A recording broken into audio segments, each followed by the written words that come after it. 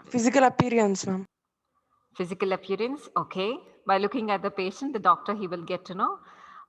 He will decide on what can be done. Okay, next. Symptoms. Symptoms, very good. Next.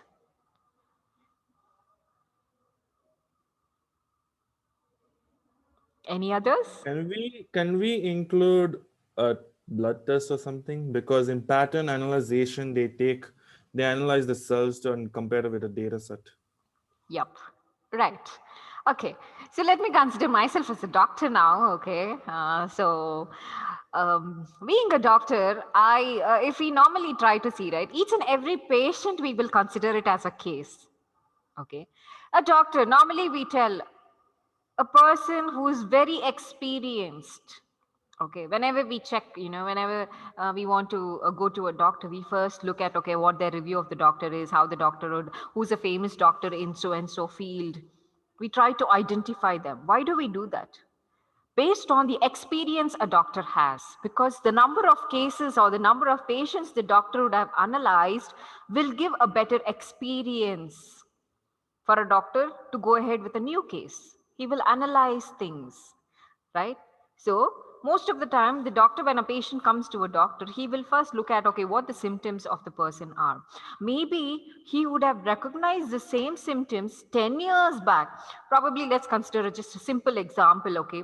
The ankle is a very, very mild portion, okay? It's like you cannot walk if you have a slight issue with your ankle also. The ankle bone I'm talking about. If there's something in the ankle bone, normally the doctor, it's like you have to be very, very keen about that portion, or the spine. Okay, let me consider these two examples. The spine. If there's any slight portion change in your spine, like any one of the segment of the spine is either moved up front, you cannot even bend, okay, or even your leg, you cannot walk. Most of the portions are like that, but the major portions which they normally tell is the ankle and the spine. So in that case, the doctor would actually identify, hey, I had seen this case 10 years back. There was the same kind of a case which came to me, and I analyzed the person and I gave him the treatment. So he will compare it with the previous case. He will try to identify the similarities that I was there from the right now, the current case to the old case. And then he will come up with his own treatment plan for that. See, a person after 60 years, if he has a problem with his spine or an ankle, okay, the recovery, or what you call, the phase in which he can be back to normal, okay, it takes time. But let me consider a kid of 10 years, 15 years, okay, having some problem like that. The recovery of it is very fast. Age matters, okay.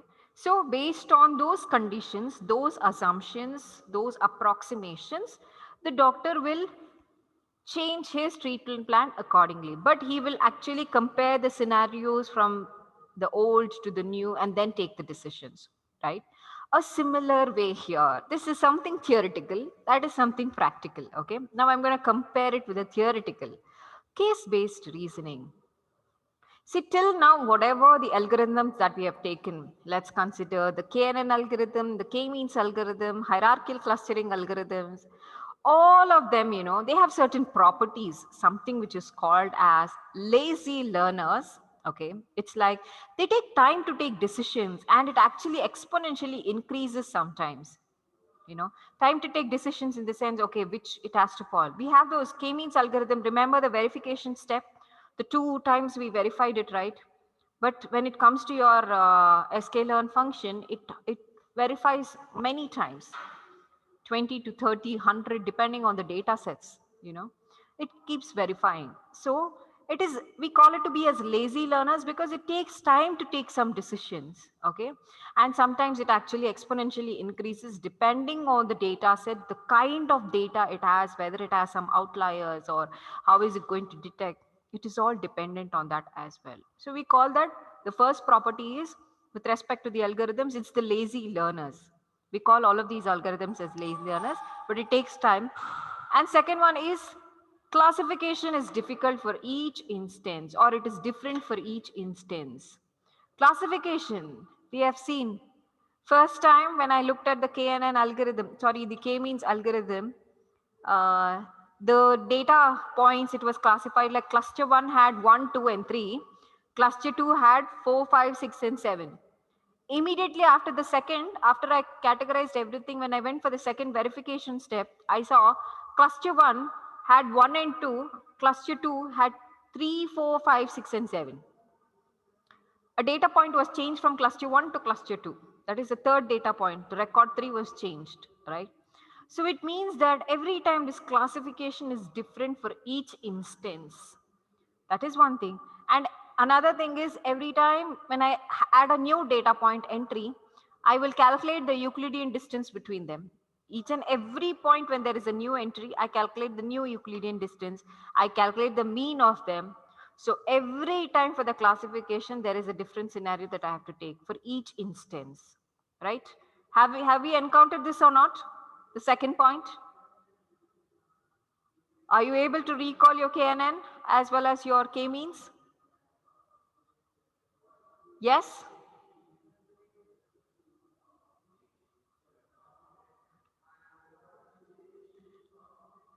You're able to or not?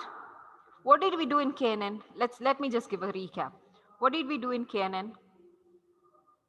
Each and every data point, I identified the Euclidean distance between them. I gave a rank for each and every data, right? Which is the closest will have the first rank, which is the farthest will have the last rank. I ranked it and I kept it. That we did. So identifying Euclidean distance for each and every point, we did it. When I consider the k-means algorithm, when I get the first data point, I consider the first data point. When I got the second data point, I took the distances between these two. Yes. When I took the distances between these two, which means I calculated the average mean of them, I again took the Euclidean distance by taking the new mean value. Then I had the third point entry, that's the third record. For the third record, I again calculated to see whether which clusters that it belonged to. Based on the clusters, I again calculated the new mean for that. Again for the fourth, fifth, sixth, seventh record. So at the last, when I told C1 has 1, 2, 3, C2 has 4, 5, 6, and 7, I added all of those values, took an average of it, and came up with the new mean value. With that new mean value, I again did the verification step, right? If I consider the hierarchical clustering, I had the first data point. When I immediately had the second data point, from the second data point to the first data point, I calculated distance. When I got the third data, from third data to second, again from third data to first, again when I had the fourth data to the third, fourth to the second, fourth to the first, I calculated the Euclidean distance and I created a distance matrix. So which means that for each and every instance, we are performing so many operations with respect to classification. That is what your second step mean. All the algorithms that we consider, they have certain properties or calculations to be done for each and every instance. Then we have this instance called as R real valued numbers. We are all taking the real valued numbers with respect to Euclidean distance. Anywhere have we taken any other numbers apart from real valued in Euclidean distances? Example, n dimensional, we took it. Yesterday we saw the example as well, right? On the Saturday's class, we saw an example that we saw. We took three-dimensional space. Rather than two-dimensional space, I took three-dimensional space. X, Y, and Z. Square root of x2 minus of x1, y2 minus of y2, and z2 minus of z2. Z2 minus of z1. Three-dimensional. So I can take it for n-dimensional data that I have. I can calculate the Euclidean distance. When I'm calculating the Euclidean distance, I took the real valued numbers. Okay, so these are the very important properties of KNN or any other clustering algorithms. They are instance-based learners. Okay, so to overcome certain things like this, okay, how does this case-based reasoning work? As I told you with the example now, we are going to look at the prior data, whatever we have. From the prior data, can we incorporate some of the information, similarities, identify the similarities between them, take those similarities, make certain appropriate changes, and again perform the operation. Same as what your case-based reasoning is also. Here, the CBR I've represented as case-based reasoning has three important components. Okay, the first component is a similarity function.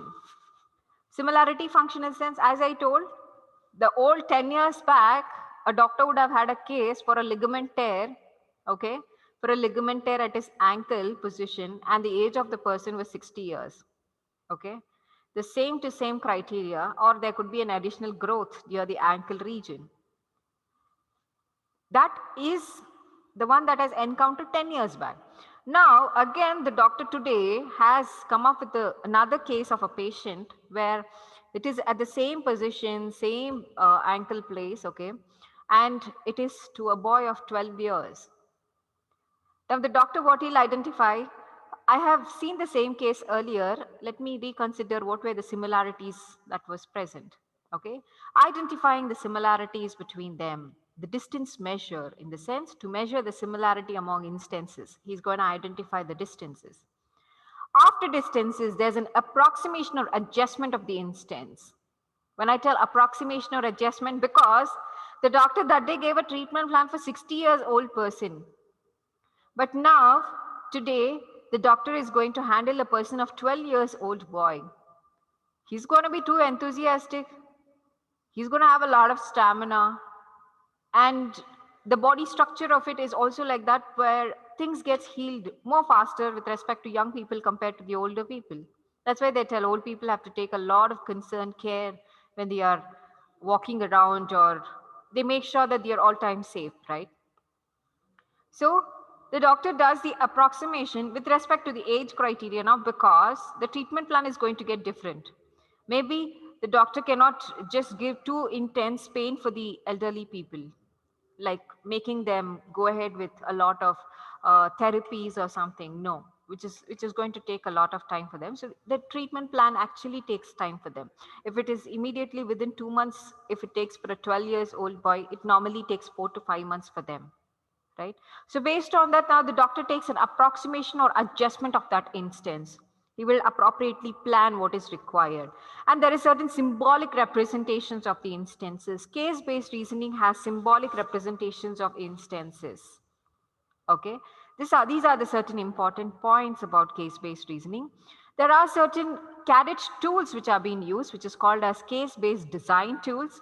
Okay, so these design tools, what does these design tools do? Example that is given there in your textbook is about the water tap faucet. Everybody would have used your water taps, right? It's like you get either the hot water or the cold water by just turning the knob of the tap. If I turn it to the left, it gives me the hot water. If I turn it to the right, it gives me the cold water. If I keep it to the center, I get the neutral, low temperature water. Now, if I have to represent this case-based reasoning, model onto this, how do I consider? As I told you, case-based reasoning, it has a lot of symbolic representations present, and the methods retrieving is more elaborate. You have to actually elaborate it more and give it. Okay, so that is about the case-based reasoning. Now, if I have to use this cadet tools for that to go ahead with this, see, cadet tools are basically these are certain tools which is already available. Okay, it has the data with respect to doctors, any professional kind of a data. So most of the data lies over here. Now, the example that was being given is the water tap faucet, where it has certain plumbing scenarios of around 75 libraries in this cadet tool.